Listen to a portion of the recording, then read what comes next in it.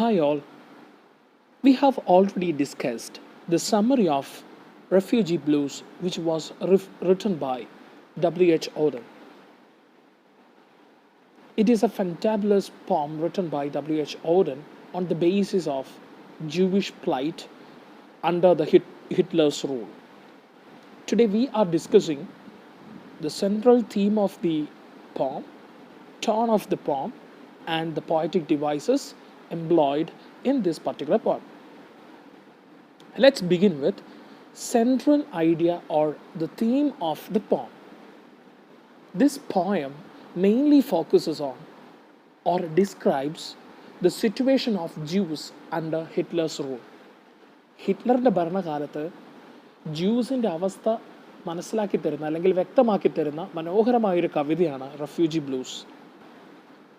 It shows how the Jewish people, their plight and their fellow humans, they just move away from or to escape from Hitler's rule. The concentration camp and the persecution were really frightening and horrible. ഈ ഒരു തീമിനെ base ചെയ്തിട്ടാണ് W.H. Auden അല്ലെങ്കിൽ ഈ തീമിനെ മനസ്സിൽ വെച്ചുകൊണ്ട് അല്ലെങ്കിൽ ഈ തീമിനെ തന്നെ റെപ്രസെൻ്റ് ചെയ്യുകയാണ് ഈ കവിതയിലൂടെ W.H. Auden ചെയ്യുന്നത്.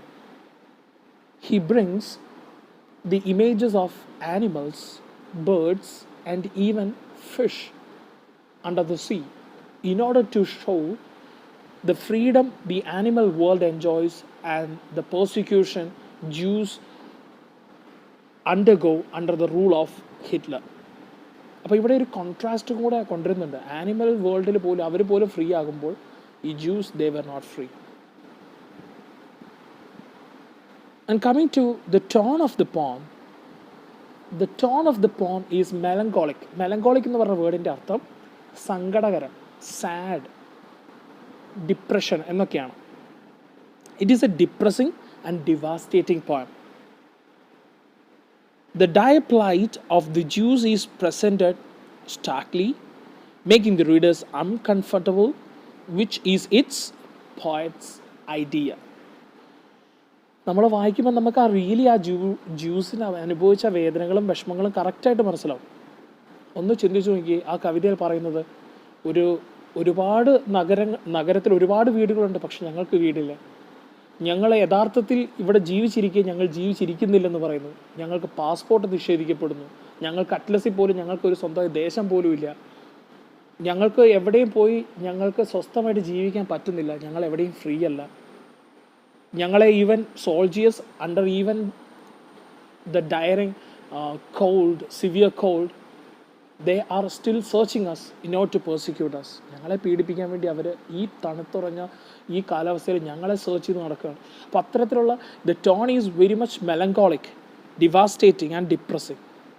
അതാണ് ടോൺ ഓഫ് ദ പോം എന്ന് പറയുന്നത്. ഇനി ഇദ്ദേഹം ഉപയോഗിച്ചിരിക്കുന്ന പോയറ്റിക് ഡിവൈസസ് ഏതൊക്കെയാണെന്ന് നോക്കാം. ഇനി ആദ്യമായി തന്നെ സ്റ്റാൻസസ്, മൂന്ന് വരികളുള്ളതാണ് ഈ പോയത്തിൻ്റെ സ്റ്റാൻസസ്. സാധാരണഗതിയിൽ 4 കാണാറ്, പക്ഷേ ഇതിൽ 3 വരികളേ ഉള്ളൂ ഒരു സ്റ്റാൻസയിൽ. അങ്ങനത്തെ 12 സ്റ്റാൻസസ് ആണ് ഈ കവിതയ്ക്കുള്ളത്. 12 സ്റ്റാൻസസിൽ 3 വീതമുള്ള ലൈനുകളാണ്. അപ്പം മൊത്തം 6 ലൈനുകളാണ് ഈ കവിതയ്ക്കുള്ളത്. ഇപ്പോൾ സ്റ്റാൻസാസിൻ്റെ കാര്യം പറയുകയാണെങ്കിൽ 12 stances, each stanza has 3 lines. ഇനി റൈം ആൻഡ് ഋതത്തിൻ്റെ കാര്യം പറയുകയാണെങ്കിൽ റൈം സ്കീം എന്ന് പറഞ്ഞാൽ നിങ്ങൾക്ക് അറിയായിരിക്കും. ആദ്യം റൈമിംഗ് വേർഡ്സ് കണ്ടുപിടിച്ചിട്ടാണ് നമ്മൾ റൈം സ്കീം പിടിക്കുന്നത്. ഇപ്പോൾ ഉദാഹരണത്തിന് ബീൻ, ക്ലീൻ, ബീൻ, കണ്ടോ അവിടെ ബീൻ, ക്ലീൻ രണ്ടും ഒരേപോലെ വരുന്ന വേർഡുകളാണ്. അതായത് ഒരു കവിതയുടെ ലൈൻസിൻ്റെ ഏറ്റവും അവസാനം വരുന്ന വേർഡാണ് നമ്മൾ റൈമിംഗ് വേർഡ്സ് ആയിട്ട് എടുക്കുന്നത്. ഇത് 2 റൈമിംഗ് ആണോ എന്ന് നോക്കുക. ഫോർ എക്സാമ്പിൾ ക്ലീൻ, ബീൻ, ഈൻ, ഈൻ, രണ്ടിലും ഈൻ എന്ന് വന്ന് അവസാനിക്കുന്നതായതുകൊണ്ട് അത് റൈമിംഗ് ആണ് ആക്ച്വലി. അപ്പോൾ അതിന് നമ്മൾ ആദ്യത്തെ ലൈനുകളാണ് ഇത് രണ്ടുമെങ്കിൽ എ അതേപോലെ തന്നെ ഫോളോ ചെയ്തതുകൊണ്ട് വീണ്ടും എ എന്ന് എഴുതി. പക്ഷേ അടുത്ത ലൈൻ വരുമ്പോഴത്തേക്കും വേറെ ഫോർമാറ്റിലാണ് വരുന്നതെങ്കിൽ then it is another letter has to be placed. അപ്പം എ ബി ഇതാണ് ഇതിൻ്റെ റൈം സ്കീം എന്ന് പറയുന്നത്. എ ബി എന്നുള്ളതാണ് rhyme scheme.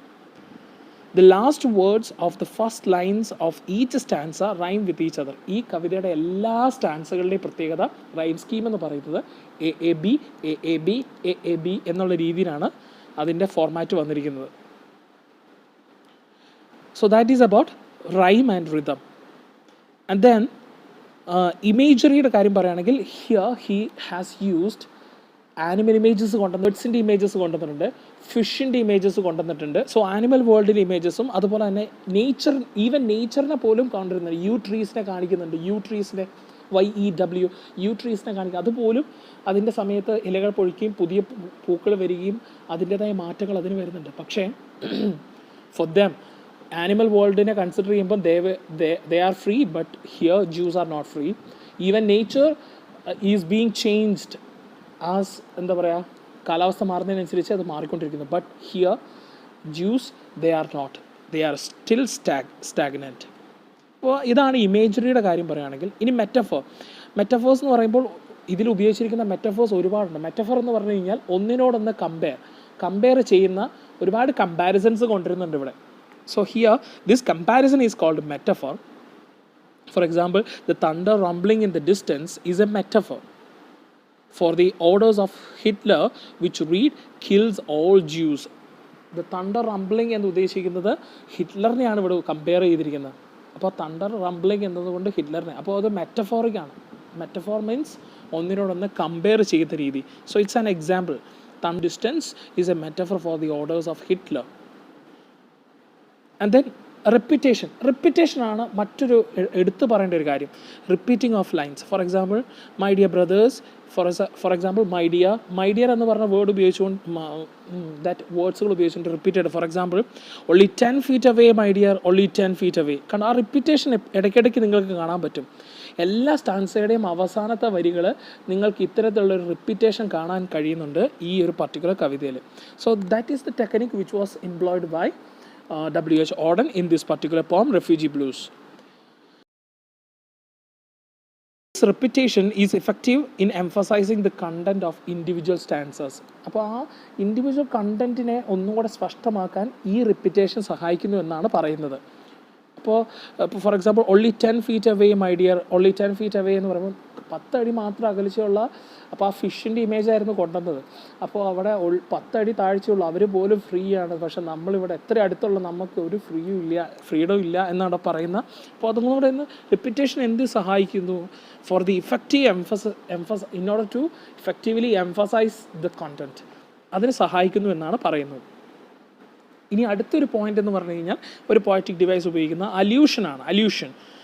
There is no direct sentence stating the extent of damage done to the Jews, nor is there any verse saying the speaker is speaking to a female companion.